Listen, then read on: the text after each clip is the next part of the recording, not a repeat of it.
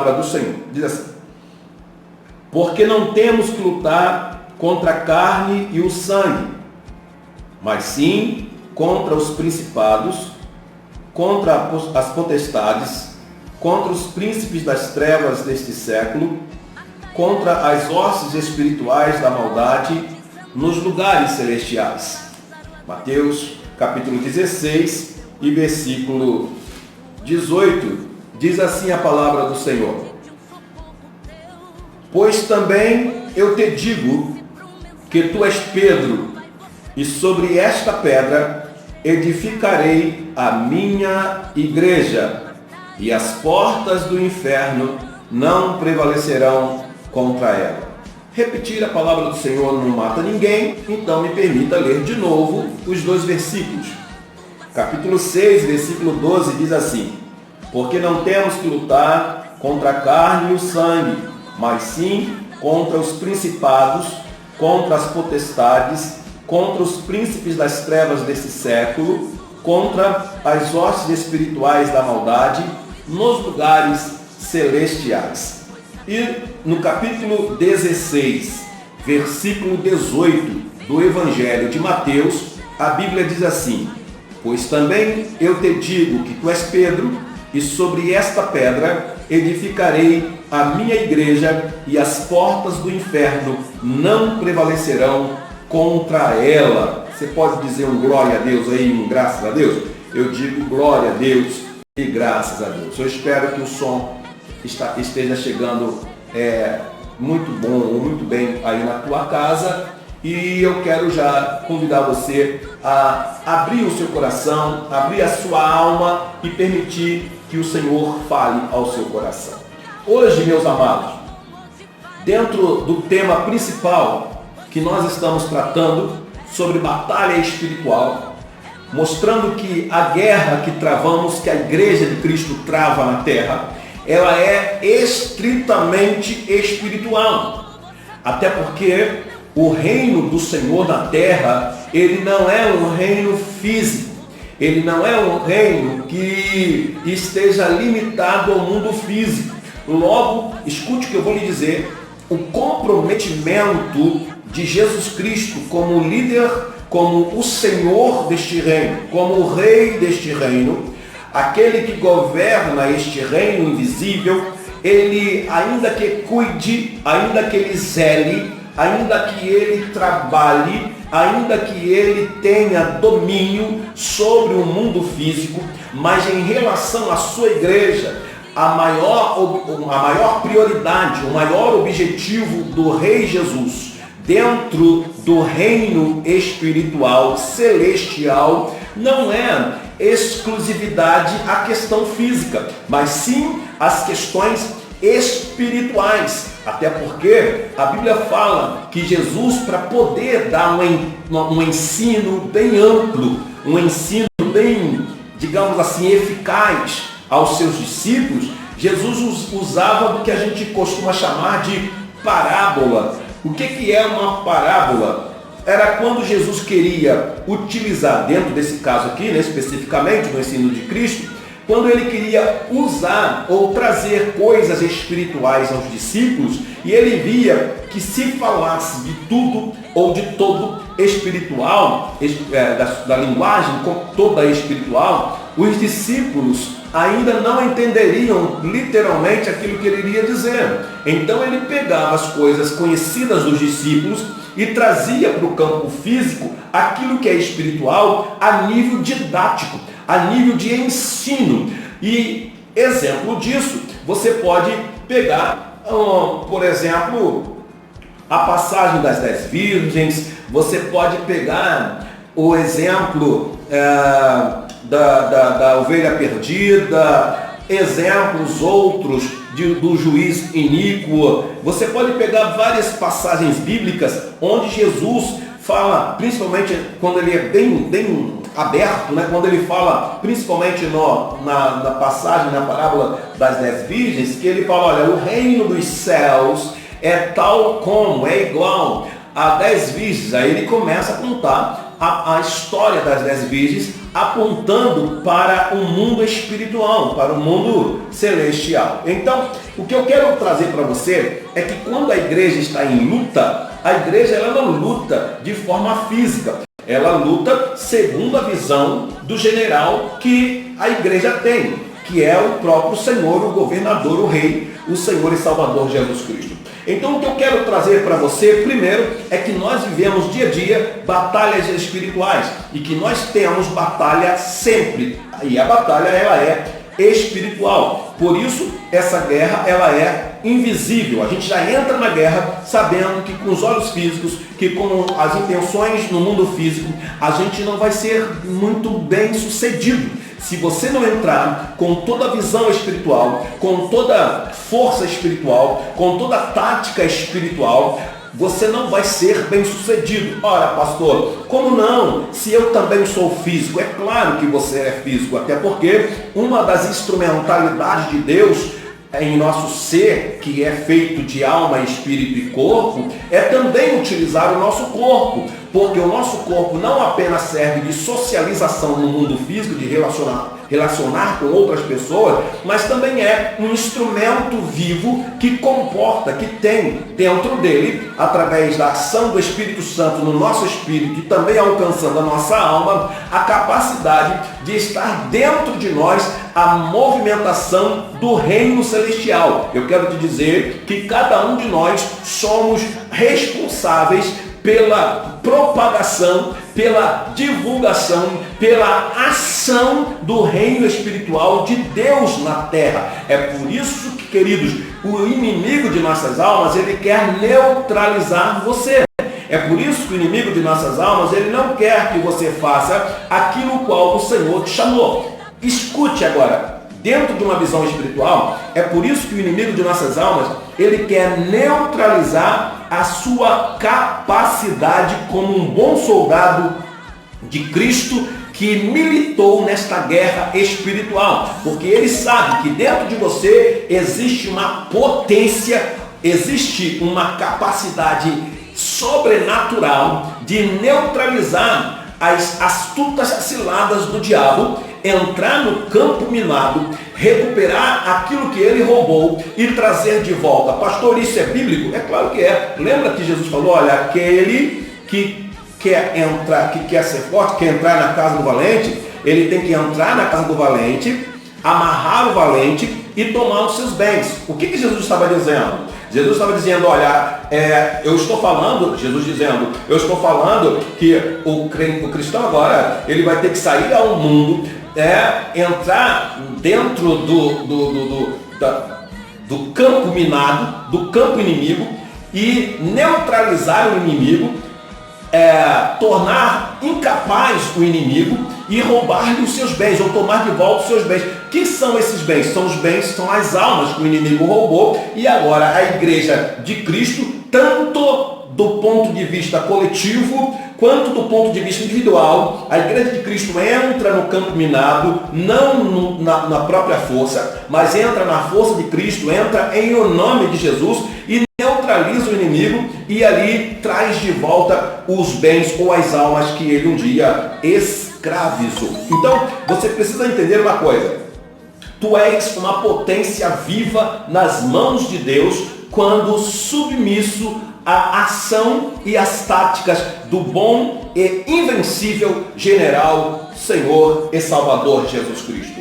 Hoje, amados, eu quero trazer para você, dentro desses dois versículos que a gente leu, ainda que o capítulo 6 e versículo 12 de aos Efésios seja o nosso tema base, né? Mas eu quero trazer nesses dois versículos que a gente leu, uma visão que às vezes a gente esquece e às vezes a gente não entende, e muitas das vezes algumas pessoas já me perguntaram assim, ou até algumas pessoas até não evangélicas, né? Quando a gente lê capítulo 16 e versículo 18 de São Mateus, algumas pessoas falam certas coisas que, se você não pensar direitinho, você acha que Jesus caiu em contradição em uma determinada situação. Então vamos lá. Capítulo 6, versículo 12 de aos Efésios, diz que a nossa luta não é contra a carne nem contra o sangue, Mas a nossa luta, ela é contra os principados, contra as potestades, contra os príncipes das trevas desse século, contra as hostes espirituais da maldade nos lugares celestiais. Antes de continuar, me dá só uma pausazinha aqui, gente, que eu vou fazer vou dar uma explicação para alguns irmãos que estão, eu acho que estão entrando no WhatsApp, os irmãos da Central, e estão colocando algumas, não sei se é da Central ou se é no meu privado, que não deu para eu perceber daqui. Mas eu vou pedir a você que é da Central para me ajudar aí. Alguns irmãos estavam assistindo pela página da Central, mas a transmissão que estava sendo feita pela página da Central descarregou a bateria aqui, o celular. Então eu pedi para que as pessoas viessem aqui para a minha página, para a página do Rosenilton Ferreira, né? E você vai poder acompanhar a live. Se você é da Central, me ajude aí e coloca no grupo informando isso para os irmãos, tá bom, queridos? Nos ajude aí para os irmãos não ficarem sem receber a palavra do Senhor. Ainda que depois a gente vai estar compartilhando essa palavra também pelo YouTube, que é a página da igreja, do canal da igreja no YouTube. A gente está preparando algumas coisas, esse estudo a gente está preparando ele em capítulos para a gente divulgar também no YouTube, no canal ADMC Central. Amém? Amém, queridos? Vamos voltar então para a palavra do Senhor, que ela é muito mais importante do que tudo. É o nosso esteio, a nossa fortaleza. Bom, dentro dessa situação, meus amados, a guerra espiritual, ela tem um contexto onde abrange o individual e abrange também o coletivo. E como eu estava lhe dizendo, algumas pessoas às vezes têm uma certa dificuldade de entender o capítulo 16 e o versículo 18 do Evangelho de Mateus. Vamos lá.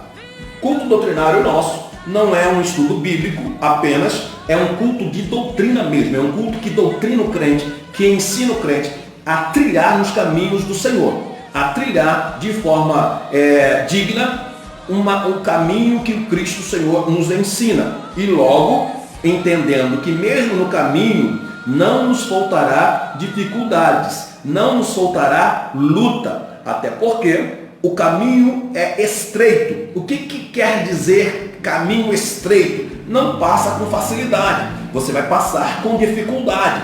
Logo, a nossa luta diária, a nossa luta espiritual é uma dificuldade na nossa caminhada. E eu quero te dizer que a guerra, a batalha espiritual, ela é contra a igreja num todo, mas também contra a igreja individual. Deus abençoe os irmãos que estão chegando aqui, né? Eu acho que era isso mesmo que estava acontecendo. Alguns irmãos estão entrando agora. Deus abençoe você. O que acontece, meus queridos? A Bíblia me faz entender que a nossa luta, ela é uma luta dentro de uma visão diária, individual, e dentro de uma visão também coletiva. Quando a Bíblia fala, no capítulo 6, versículo 12 de aos Efésios, que a nossa luta não é contra a carne nem contra o sangue, mas é uma luta espiritual, a Bíblia ali define para mim, a palavra de Deus define que tanto coletivo quanto individual não é contra a carne que a gente luta. A nossa luta, tanto como a igreja, como o corpo, como a noiva de Cristo, é contra as astutas ciladas do diabo. E a minha vida, o Rosenilton, a minha vida espiritual, Rosenilton, um homem espiritual, eu vou estar lutando também uma luta espiritual. Agora, o Senhor, Ele é general de guerra na minha vida e Ele é general de guerra na vida da igreja como um todo. É bom você entender uma coisa. A primeira coisa que eu e você precisamos entender: você é igreja e eu também sou igreja. Amém? Então, vamos fazer uma coisa. Quando a Bíblia fala, no capítulo 16 e versículo 18 de Mateus, a palavra de Deus fala assim: pois também eu te digo que tu és Pedro, e sobre esta pedra edificarei a minha igreja, e as portas do inferno não prevalecerão contra ela.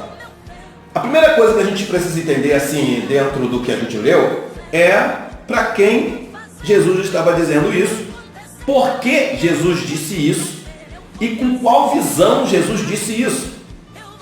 Primeira coisa que a gente precisa saber é isso. No decorrer do texto, se você voltar o texto, você vai encontrar uma coisa muito interessante. Você vai encontrar no capítulo 16 de Mateus, a partir do versículo 13, Jesus faz uma pergunta muito interessante aos discípulos, né? Jesus pergunta assim: meus discípulos, me fala uma coisa, quem dizem os homens ser o Filho do Homem? O que os homens estão dizendo a meu respeito? Fale para mim, eu quero saber. E eles disseram: Jesus, uns falam que o Senhor é João Batista, outros dizem que o Senhor é Elias, e tem gente dizendo, Jesus, que o Senhor é Jeremias ou um dos profetas. Aí Jesus perguntou para eles diretamente: e vocês? O que vocês falam? O que vocês dizem que eu sou? E diz a Bíblia que Pedro levanta, como sempre, né? Se destaca dos demais e dá-lhe uma palavra tremenda, dizendo: tu és o Cristo, Filho do Deus vivo. Jesus olha para Pedro e diz: olha, Simão Bajonas, digo que você não revelou a carne e o sangue, mas meu Pai que está nos céus. Aí Jesus continua no versículo 18: pois também eu te digo que tu és Pedro.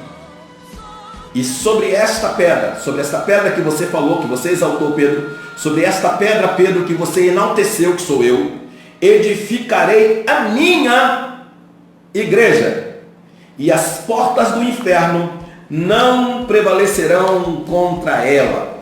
Aí, alguém fez uma pergunta uma vez para mim assim: pastor, se Jesus falou que as portas do inferno não prevalecem contra a igreja, por que algumas denominações fecham portas? Por que algumas linhas denominacionais se fecham? Por que algumas igrejas fecham a porta e não tem mais culto, cancela tudo, vende-se o imóvel, ou se é alugado, entrega? Será que é uma contradição que Jesus fala? Eu preciso lhe dizer uma coisa: não confundamos denominação com a igreja de Cristo. São duas coisas distintas. A denominação, ela acampa, ela é uma instituição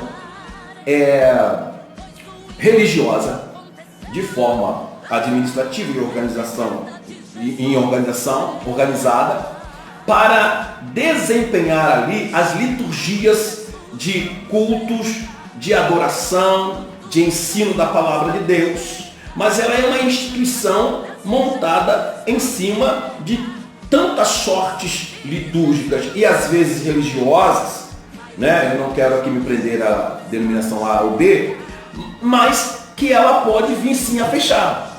Não confunda a igreja de Cristo, a noiva de Cristo, com uma denominação. Noiva de Cristo não está sujeito à denominação. A noiva de Cristo, ela é acima das denominações. Ela é acima das linhas denominacionais. É muito importante a denominação. Não digo, não tiro, jamais vou tirar a importância da denominação. Entretanto, ela não é o alvo da palavra profética de Cristo Jesus aqui. Ele não falou: olha, e eu sou o Cristo, e te digo, Pedro, que sobre mim edificarei as denominações. Não, ele está falando: eu sou o Cristo e sobre mim edificarei a minha noiva. E a noiva de Cristo, ela está acima de questões denominacionais. Ela está acima de questões da religiosidade. Ela está acima de questões administrativas ou de domínio humano. A igreja de Cristo é uma conquista de Cristo. Eu vou lhe dizer mais ou menos como funciona. Eu vou falar uma coisa aqui que parece doideira, mas você vai me entender o que eu quero te dizer. Por exemplo, se você é casado, né? Vamos dizer assim, se você é casado, ou se você é noivo hoje, ou está até namorando, mas quem batalhou, vamos dizer assim, para que você alcançasse o seu namoro, o seu noivado, o seu casamento, né? Foi você. digamos assim, ou a noiva, eu estou falando da noiva do noivo, tá? Nesse caso aqui nosso, nessa analogia que eu estou fazendo. Não foi seu cunhado que ficou correndo atrás, não foi seu sogro que ficou, não, vou fazer de tudo para você namorar aquela coisa toda. Antigamente tinha casamento arranjado, eu estou falando de coisa natural, né? Você que batalhou, foi você que conquistou, você que, né, mandou uma mensagenzinha, você que mandou flores, você que foi lá, comprou uma caixinha de bombom, como era nos velhos tempos, fez aquela conquista linda, bonita, e você conseguiu então mostrar o seu sentimento para a pessoa a qual você estava com interesse, né? Fez talvez até um sacrifício maior e conseguiu trazê-la para perto de você. Essa conquista, ela é tua. Essa conquista não é do teu primo, não é do teu cunhado, essa conquista é tua. Logo, teu primo, teu cunhado pode até não gostar, mas você a conquistou de uma forma amável. Então eu quero te dizer que ninguém conquistou a igreja senão o Senhor e Salvador Jesus Cristo. Ninguém dá pitaco no relacionamento entre a noiva e o Senhor Jesus Cristo. Logo, quando ele disse que as portas do inferno não prevalecerão contra a minha igreja, ele se dirige à sua noiva num coletivo, não a noiva denominacional, não a noiva de A, de B, de C, não, é a noiva dele. Ele é o responsável por ela, vai lutar por ela, lutou por ela, morreu por ela, ressuscitou por ela, intercede por ela, batalha por ela, luta por ela e está na frente dela, e está também atrás dela, está do lado dela, está do outro lado dela, e glória a Deus estar acima dela. Logo, meu querido, o que eu quero te dizer é que a denominação pode até falir, mas a igreja não. Então a porta do inferno é uma luta contra, a igreja de Cristo, ela prevalece contra o inferno. Por isso que eu quero muito, com uma preocupação enorme e com a orientação do Senhor, compartilhar com você a guerra espiritual dentro de um plano individual e dentro de um plano coletivo. Individualmente, nós temos uma ciência de que a nossa luta não é espiritual, coletivo da mesma forma. Mas o que eu quero trazer para você é que a minha preocupação como aquele que guerreia de forma individual é que eu preciso zelar, eu preciso manter, eu preciso vestir esta armadura composta conforme dita em Efésios capítulo 6, a partir do versículo 10, avançando até o versículo 18, onde Paulo faz toda uma lista de armas que eu preciso vencer, ou que eu preciso vestir para vencer. Quando eu, individualmente, estou vestido com essa armadura, eu vou fazer parte do exército de Deus, o exército vencedor. Nenhum exército é feito de um homem sozinho. Nenhum exército. Todo exército é feito de vários soldados, várias patentes, que juntos estão na mesma proposta. Logo, a igreja de Cristo também não é diferente. É uma coletividade lutando pela mesma proposta. Entretanto, cada soldado precisa se preservar e precisa se adestrar e precisa treinar, não pode fugir aos treinos, não pode fugir às palestras, não pode fugir, sabe, às pequenas lutas, porque quando as lutas grandes vierem, ele vai estar adestrado. Por isso ele não pode fugir ao treino, ele não pode fugir às guerras pequenas, porque ele vai participar das grandes guerras. Pastor, por que o senhor está dizendo isso? Porque eu vejo, meus queridos, que as pessoas às vezes escolhem os treinamentos, né? Tem pessoas que escolhem como vai lutar, com quem lutar. E na vida espiritual não tem isso. A gente não é levantado por Deus e escolhe com quem eu vou lutar. Não, eu não quero lutar nessa área, eu quero lutar, não. E outra, já que é doutrinário, segura essa aí. Tem pessoas que escolhem o culto. Ah, pastor, não me chama para ir na escola bíblica dominical, não. É só aquele irmão que fala, tem dois irmãos que falam, é tanta pergunta que eu não gosto. Aí tá, então vamos no culto doutrinário, meu irmão. Aí ele diz assim, culto doutrinário? Pastor, quanto tempo vai ter o do Ministério de Louvor? Quanto tempo é dado para o Ministério de Louvor? Porque, sei lá, 50 minutos só o pastor falando, meu amado, mas é aí que você é treinado. Parece que é teoria, mas eu vou te falar uma coisa. Quando a palavra de Deus, presta atenção, quando a palavra de Deus, esta palavra que te ajuda em muito, e sem ela não dá para viver, é inserida no teu entendimento, ela tem a capacidade de primeiro renovar o seu entendimento e te dar uma forma melhor de se opor às ações mundanas e com isso gerar em você resistência para que você tenha como enfrentar o inimigo e ele fugir de vós, fugir de nós. E entenda, quando a palavra de Deus não entra, não gera em você uma mudança comportamental.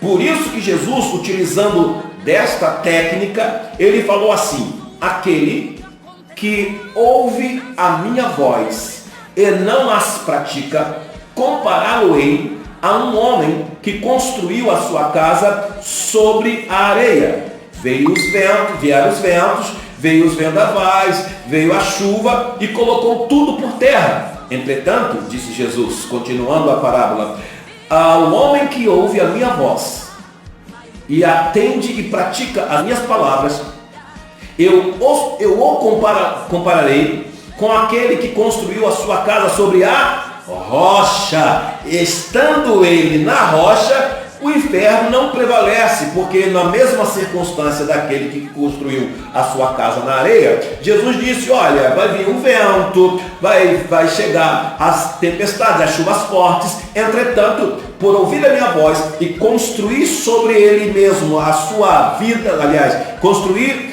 em mim a sua casa, seguir a minha orientação, logo a sua casa não vai ser destruída. E Jesus fala aí de um homem, aquele homem que ouvia a minha voz. Jesus estava falando justamente de situações individuais, porque para o coletivo já é certo, a porta do inferno não prevalece contra a minha igreja. Aí você fala assim, pastor, peraí, se acontece no individual, alguém morre, alguém não resiste, alguém não se adequa, alguém não faz a vontade do Senhor, e antes tinha o título sobre si de igreja, era crente, fazia coisa, mas teve uma queda na batalha, como é que pode ser isso? Só mais uma comparação, eu estava falando nesses dias sobre a questão do nosso corpo físico, como age as nossas defesas, né? E sempre que eu falo isso, eu já falei também aqui na Central, apesar de ser uma coisa meio nojentinha de dizer, mas vamos lá. O nosso corpo, ele tem os anticorpos. É um exército que combate contra corpos estranhos em nosso organismo, ou algum vírus, né? E quando a gente está com algum corpo estranho, os nossos glóbulos brancos, né, no sangue, produzem o anticorpos, que vai até ao corpo estranho e combate esse corpo estranho de forma a não deixá-lo crescer uma infecção, um vírus, uma bactéria, uma coisa assim, de forma que ele venha a expulsar. Nessa guerra, muitos soldadinhos anticorpos morrem. E também algumas bactérias também acabam morrendo. E nesse procedimento, a gente acaba tendo que, o nosso corpo, tendo que expelir, tendo que colocar para fora os soldadinhos que morreram. Isso quer dizer, quando você espreme lá alguma coisa e sai aquela secreção, eu vou ser direto, aquele pus lá, nada mais, nada menos do que são os anticorpos mortos na guerra, assim como também a bactéria que foi combatida e sai. E o corpo, então, a tendência natural é que ele melhore. Porém, a maior preocupação é o corpo. Deu para entender? Numa dessas guerras, é óbvio que muitos soldados, por não ouvirem a voz do general, por não tomarem as devidas precauções que a Bíblia nos traz, ele acaba sendo morto, ou ele acaba sendo ferido, e ele precisa rapidamente ser tratado. Quando Jesus fala que a porta do inferno não prevalece contra a minha igreja, ele estava falando do corpo, digamos assim não é, o corpo espiritual, a sua noiva, que não vai perder. Ainda que alguns soldados, por não vigiarem, né, eles acabam sendo mortos. Lembra que aliás, eu não sei se eu falei aqui na live da terça-feira retrasada, mas eu disse aqui na igreja, durante a ministração, que essa armadura romana, ela tinha a maior preocupação de proteger a frente do soldado. Ah, pastor, a retaguarda do soldado não era protegida? Era, mas não com tanta veemência que era a frente. Por quê? Porque o soldado romano, ele não era ensinado a virar as costas para o seu inimigo. Pelo contrário, ainda que ele tivesse que recuar um pouco para poder adiantar, às vezes é necessário recuar para poder ganhar terreno avançando. Então, a arma protegia a sua frente, porque não é legal e não era ensinado virar as costas para o inimigo. Correto? Da mesma sorte, Paulo quer dizer isso para mim e para você. Você pode até dar uma recuada, mas virar as costas não. Porque se você vira as costas, você se torna alvo fácil para o inimigo. E algumas pessoas às vezes não vigiam muito. Algumas pessoas às vezes esquecem desse grande detalhe, que não se vira, não se facilita para o diabo, não se facilita para demônio, não se facilita para espírito maligno, porque a nossa guerra ela é espiritual, irmãos. Então não se facilita, porque 24 horas por dia você está sendo monitorado pelo inferno. Louvado seja o nome do Senhor para todo sempre, porque também 24 horas por dia o Senhor está de olho em você, e sobre a tua vida há uma palavra profética de guarda, de proteção e também de zelo. Aonde está isso, pastor? Eu quero convidar você, abre a sua Bíblia, por favor, em Isaías. Eu quero ler esse texto com você, né? Eu tenho um tempinho ainda, quero ler esse texto com você. A presença e a atuação de Cristo como general de guerra é tanto na frente da igreja coletiva, também quanto na igreja individual, que é você e eu. Escuta, vou repetir. A presença tática, o posicionamento tático do nosso general chamado Jesus Cristo é tão tremendo, tanto na frente da igreja coletiva, quanto na igreja individual. Prova isso, pastor? Maravilha, eu vou provar com você na palavra de Deus. Isaías, capítulo 43, a partir do verso 1, eu quero falar para você, quero ler para você. Não sei se você está com a Bíblia aí, se tiver, maravilha, aliás, é bom que esteja. Mas escuta só ou me acompanhe. Diz a Bíblia, capítulo 43, profeta Isaías: mas agora, assim diz o Senhor que te criou, ó Jacó, e que te formou, ó Israel. Não temas, porque eu te remi, chamei-te pelo nome, tu és meu. Quando passares pelas águas, estarei contigo, e quando pelos rios, eles não te submergirão.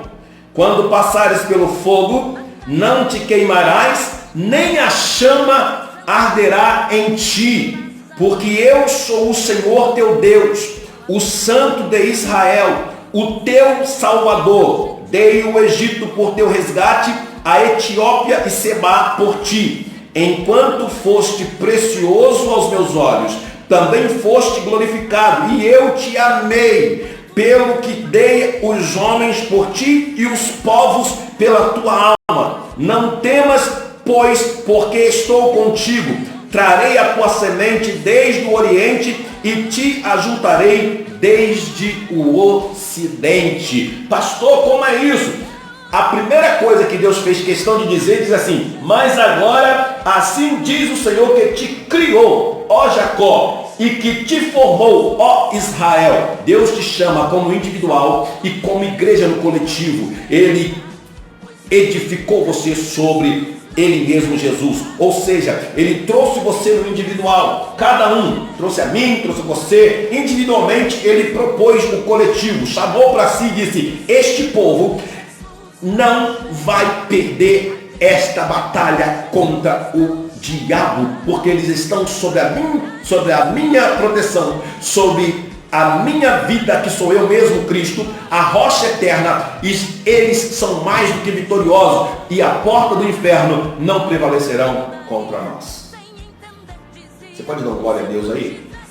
Pode dar um louvado seja o nome do Senhor, não na live. Se você quiser dar na live é contigo, mas confessa ao Senhor que Ele é lindo, maravilhoso. Diga para Deus, glorifique o nome do Senhor, porque Ele tem um zelo sobre nós, querido. Eu poderia pegar outros textos bíblicos para mostrar o cuidado que Deus tem na nossa luta diária, na nossa batalha, porque às vezes a gente se sente tão sozinho, achando que a gente está menosprezado, esquecido, colocado à parte, mas existe um general que não deixa você ficar sozinho. Teus amigos podem largar você na furada, os teus colegas ministeriais podem largar e esquecer você, sabe? Os teus irmãos em Cristo podem até achar que você está bem e não te procuram, mas nesta luta, querido, o Senhor é contigo e não vai deixar você perecer se você e eu praticarmos a palavra dele. Se eu e você vestirmos essa armadura e não darmos as costas para ele. Há um texto muito interessante que a gente usa, eu já falei isso aqui na central, que a gente usa um versículo muito interessante, que às vezes a gente confunde as coisas todas, mete o pé pelas mãos e acaba perdendo a direção do general, saindo da tática, saindo do posicionamento. Presta atenção, Paulo fala assim, revestido de toda a armadura, mas em momento nenhum Paulo falou assim, olha, não vire as costas. Paulo fala, veste a armadura e vai para a guerra, mas em momento nenhum Paulo fala para virar as costas. Por quê? Porque quem veste a armadura romana sabe que ele não pode virar as costas, porque não tem tanta proteção nas costas como tem na frente. Então ele tem que, se tiver que andar um pouquinho para trás, ele, desculpa ser redundante, ele tem que dar uma recuada. Por que o senhor está dizendo isso, pastor? Porque Jesus falou um texto, falou uma coisa muito tremenda. Eu já começo a inclinar o término da minha mensagem nesta noite, nesta live, live central de culto doutrinário, batalha espiritual, a guerra invisível. Jesus falou uma coisa muito interessante. Presta atenção. Jesus disse assim, Jesus falou, aquele que coloca a mão no arado e olha para trás, não é digno do reino de Deus. Jesus que falou. A gente acha que Jesus estava dizendo assim, a primeira coisa que a gente pensa, não sei se você chegou a pensar isso, né? Na verdade, eu não posso dizer que a gente pensa. Alguns até pensam que Jesus estava dizendo, aquele que coloca a mão no arado e larga o arado, não é digno de entrar no reino. Não foi isso que Jesus falou, não. Jesus disse assim, aquele que põe a mão no arado e olha para trás, a mão continua no arado, mas ele olha para trás. Quando ele olha para trás, ele perde todo o sentido de uma boa terra arada. Porque arar terra, você tem que olhar para frente, para que o animal, nesse caso que Jesus fala, até então era animal, não tinha tatu, né? Não se desvie. Porque o arado, ele tem que ser bem feito. Porque o arado é para semear. Só que quem semeia numa terra bem arada, ele já está facilitando a vida daquele que vai colher. Porque quando a pessoa vai colher, ela tem que passar entre duas sessões de plantações. Tem que ficar no meio um caminho para ele poder passar e não pisar na plantação e ter acesso àquela a sua colheita. Deu para entender? Ou eu expliquei esquisito? É mais ou menos assim. Se você planta um pé de laranja, aliás, se você planta laranja, você vai ver que entre um laranjal e outro, ou entre um pé de laranja em outro, há um espaço para as pessoas passarem para colher. O arado serve também para fazer essa distinção. Se eu olho para trás, mesmo com a mão no arado, vai sair tudo torto e vou ter problema. Logo, eu tenho que semear direito. Aquele que trabalha para o reino, trabalha direito. Da mesma sorte, o cara pensa assim, o cidadão começa a pensar assim, não, mas eu estou com a arma.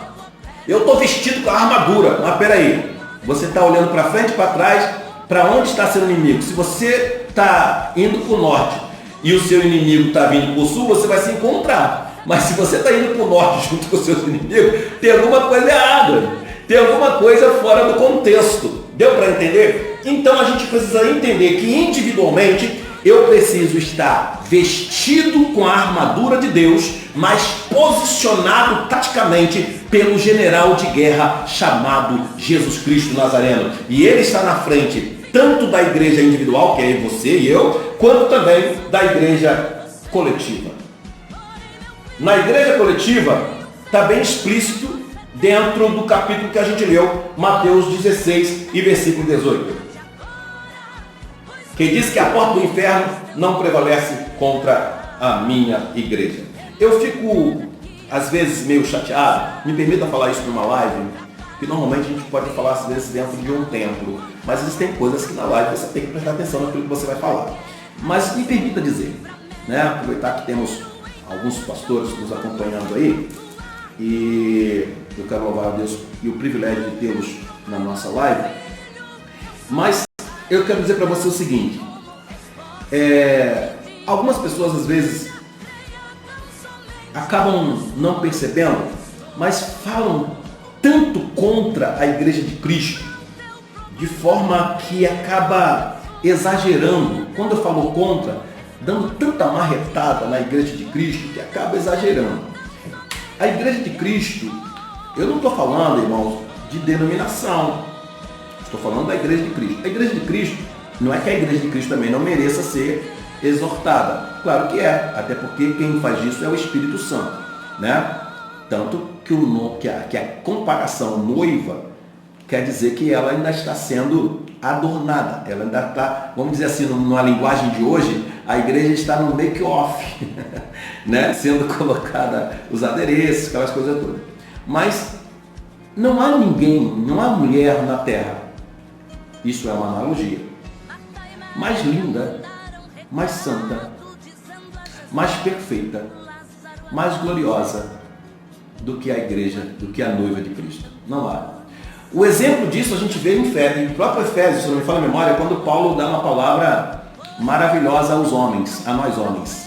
Quando ele diz assim: homens, amai as vossas mulheres da mesma forma que Cristo amou a sua igreja, dando a sua vida por ela. Irmão, se lá atrás, lá no Velho Testamento, houve uma preocupação por parte de Abraão, recomendando a Eliezer um perfil de mulher para seu filho Isaque, cujo Isaque é tipo, teologicamente falando, de Cristo, e Rebeca, a sua noiva, é tipo da igreja, sendo Eliezer tipo ou personagem ou tipo do Espírito Santo, né? Sendo Abraão, nesse caso, nesse texto também, tendo a tipologia com respeito ao Pai, a Deus, né?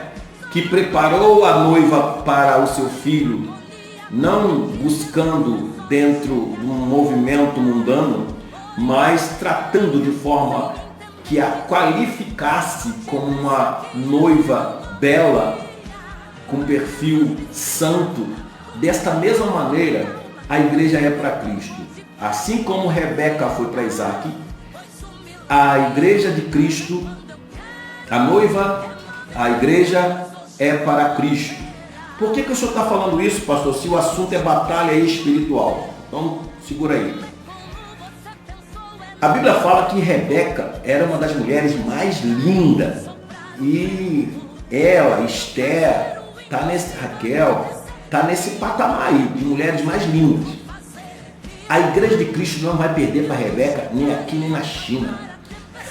A igreja de Cristo é bela, santa, linda e tem um preço inigualável, que ouro nenhum, que diamante nenhum pode comprá-la. Por que o senhor está dizendo isso, pastor? Eu estou dizendo isso porque numa guerra coletiva, onde está guerreando a noiva de Cristo, Jamais o general de guerra vai deixar a sua noiva perecer, porque ele vai batalhar, mas para isso, pastor, eu quero ser noiva de Cristo. Então, amado, enverede-se na palavra dele, se submeta à tática dele, se posicione como ele quer no campo de batalha, e você vai ser mais do que vencedor em Cristo Jesus. Agora eu quero inclinar a minha live, encerrando, trazendo para você uma última parte aqui, que eu acho que é de suma importância eu e você sabermos, dentro do contexto batalha espiritual, a guerra invisível, sendo que a guerra envolve o indivíduo e envolve o coletivo. Então segura aí. Pastor, existe o crente, individualmente falando, que luta contra o inferno. Existe a igreja no coletivo que luta contra o inferno. Como é que é essa instrumentalização do diabo contra o crente individual? Segura, rapidinho. Vou te dizer.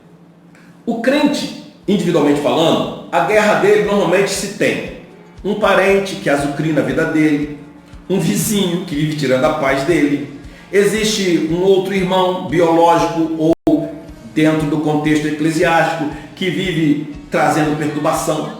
As circunstâncias da vida traz perturbação. É um desemprego, às vezes, que você tem, você entende que isso não é uma luta, mas é uma batalha espiritual, porque acaba te desestabilizando emocional e psicologicamente, e se você não vigiar, você acaba entrando no desespero e fazendo coisas que não devem ser feitas. O patrão na tua empresa acaba também sendo um instrumento possível do diabo para tentar desestabilizar a sua vida espiritual, o seu relacionamento, tirar você da graça, como a gente costuma dizer por aí.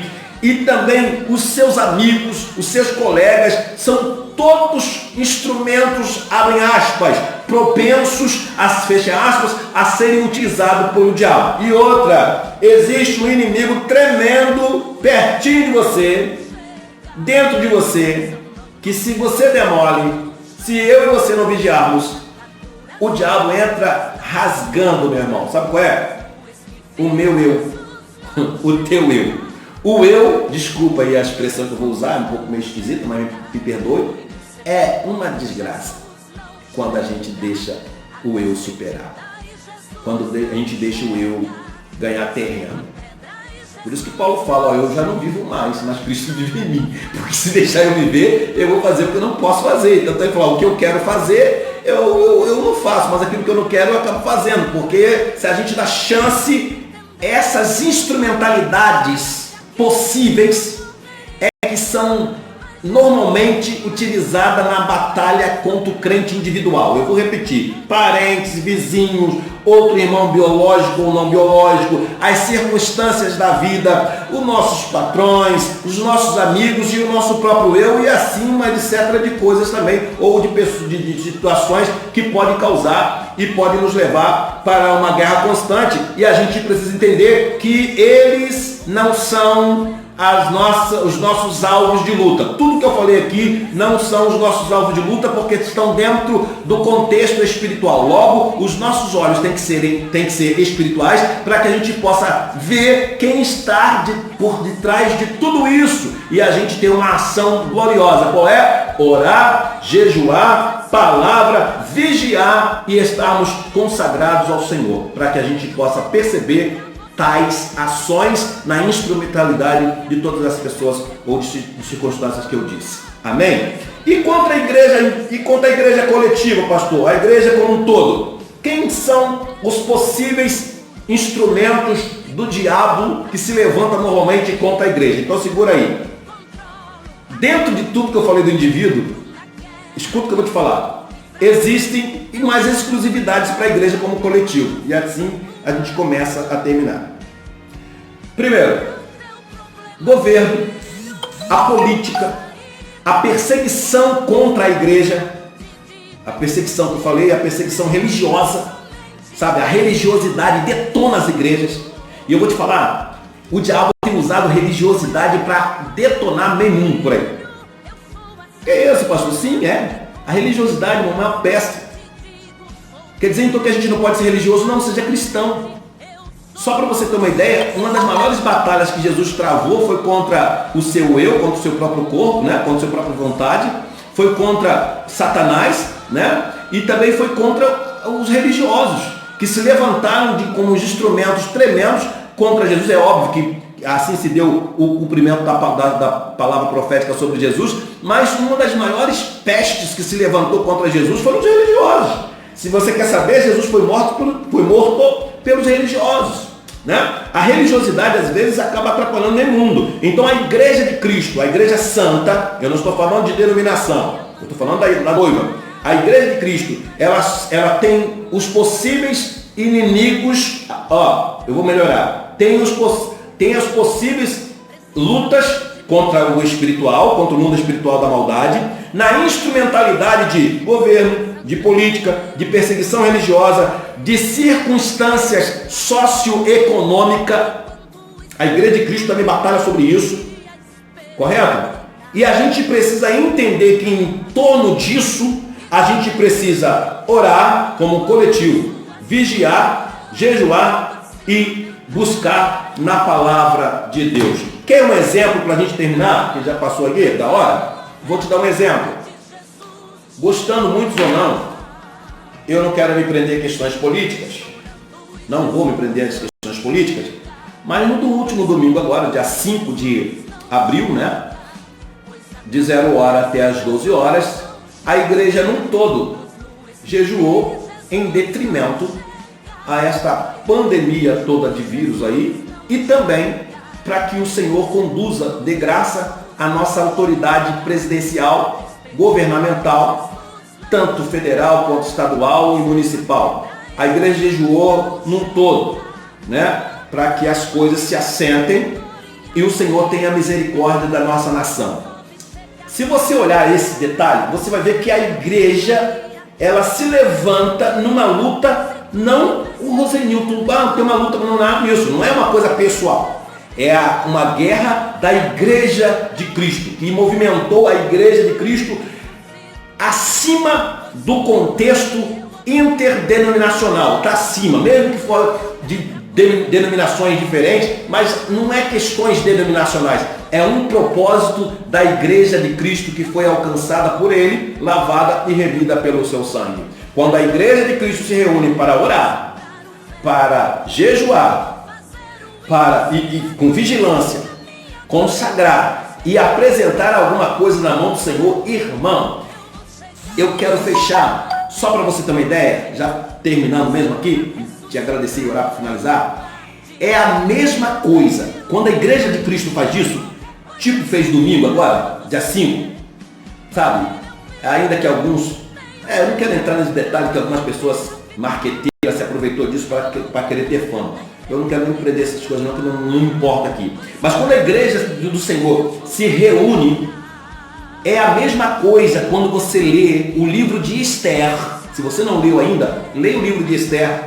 É a mesma coisa quando o livro de Esther faz o relato que quando Esther passa a saber do que se passava com o seu povo, que estava prestes a ser disseminado, o seu povo judeu, que iria acontecer um genocídio, ia acontecer uma tragédia, a Esther, ela se levanta e se dirige até a sala do trono, e ainda que o rei não havia programado a chegada dela na sala do trono, ele poderia simplesmente não apontar o cetro para Esther, mas ela arrisca a sua própria vida e entra na sala do trono e intercede pelo seu povo. Sabe o que eu vejo, irmão? Que a noiva de Cristo, evidentemente, contando com a misericórdia do Senhor, neste domingo, por exemplo, ele se levantou em luta, se levantou em jejum, entrou na sala do trono conjuntamente e faz uma solicitação única objetiva, sem buscar méritos próprios e fora de linhas denominacionais, e apresenta uma solicitação àquele que é o nosso Senhor e Salvador e General de nossas vidas. Ora, irmão, se você não crê que Deus está fazendo alguma coisa nesse Brasil, se você não crê que nesta guerra que a igreja está tendo, que fecha templo, abre templo, faz isso, faz aquilo, o Senhor está trazendo algo acima do sobrenatural para a sua igreja nesses últimos tempos, irmãos. Isso prova aqui que nós estamos numa batalha espiritual, mas já levantamos a bandeira da vitória dizendo: somos uma igreja vencedora em Cristo Jesus. Isso não é glória de pastor A, não é glória de pastor B, não é glória de pastor com igrejas grandes, não é glória de pastor com igreja pequena. Isso é glória de Jesus Cristo, para glória do nome do Senhor do Salvador Jesus Cristo, o autor e consumador de nossa fé e o general que a cada dia está à nossa frente. Meus amados, Deus abençoe você, graças seja dada ao nome do Senhor. Obrigado pela tua atenção até este momento, né? São 9 horas e 14 minutos, a gente está encerrando a nossa live. Espero em Deus que esta palavra entrou no seu coração, modificou o seu modus vivendi de forma melhor, de forma a lhe tornar melhor. E como eu sempre digo, a glória é sempre do Senhor, pois a palavra é dele, a expressão é dele, a revelação é dele, tudo é dele, nós somos dele e sem ele nós não somos nada. Mas o Senhor é tão lindo, tão misericordioso, tão santo, que nos deu o privilégio de ser dele. Então, Deus te abençoe, o Senhor possa abençoá-lo de uma maneira sobrenatural. Quero agradecer a você que me acompanhou até esse exato momento, que também a tua família seja alcançada, seja abençoada com a graça de Deus, e a proteção das mãos do Senhor continue sobre vocês, guardando dessas loucuras da pandemia aí, né, livrando, e que muito em breve nós vamos passar por isso e estaremos juntos em cultos presenciais. Agradeço a cada um de vocês, eu não mencionei nome, até porque de longe não está dando para eu ler muita coisa daqui, né? Mas o Senhor possa estar abençoando vocês de uma maneira sobrenatural. Sou muito grato a Deus pela sua vida, pela sua presença nessa live, e que nas vossas orações não deixe de orar pelo pastor Rosenilton, pela Assembleia de Deus do Ministério Central, para que nós possamos ser uma igreja viva, forte, alegre, caminhando para o reino dos céus eternamente, e antes disso tudo também pregando a